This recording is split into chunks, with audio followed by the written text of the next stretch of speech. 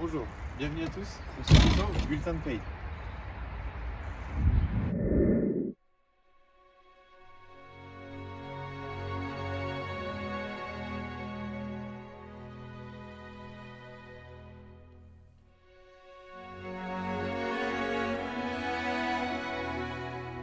Ce que vous devez savoir sur le bulletin de salaire.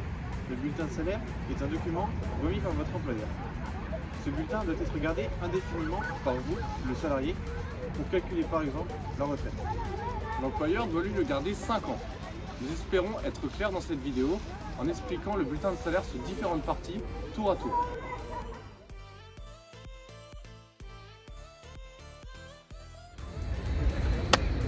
Salaire brut. Le salaire brut, il se compose du salaire de base, les heures effectuées par le salarié, fois le taux, ce qui nous donne le salaire de base. Ensuite, il y a les heures complémentaires ou les heures supplémentaires. Il y a aussi quelques variantes, comme par exemple les absences pour maladie ou encore les primes du dimanche. C'est ce qui compose le salaire brut final.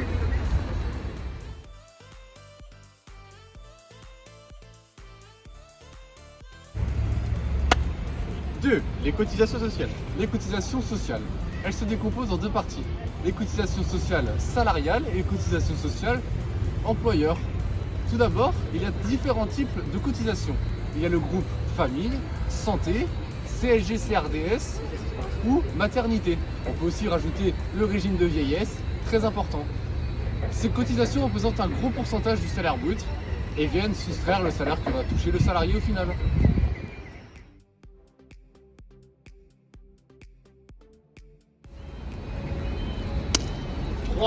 Le petit fourre-tout. Dans cette partie, vous pouvez retrouver les primes non soumises à cotisation, les IJSS, les acomptes, les titres restaurants, les chèques vacances, le taux de prélèvement à la source, ainsi que l'essentiel évidemment, le net à payer.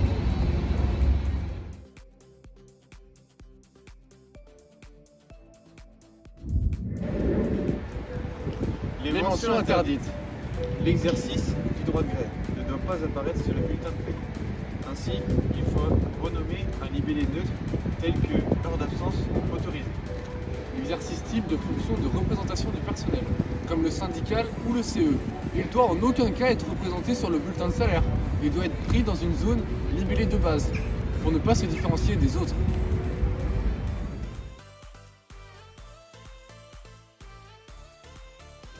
Les mentions, Obligatoire. elles sont répertoriées sous différents articles dans le Code du travail. Zone 1, l'identification de l'employeur et de son salarié, avec par exemple son adresse, son nom, prénom, son code NAF, son code APE et tout ce qui touche à son identification en général. Zone 2, le salaire. Il s'agit du nombre d'heures effectuées ainsi que le taux horaire. Zone 3, les différentes cotisations, cotisations salariales et patronales, comme évoqué précédemment. Ah, mais attends. Ah. Jason, le téléphone, notre ami nous appelle. Il veut nous dire quelque chose.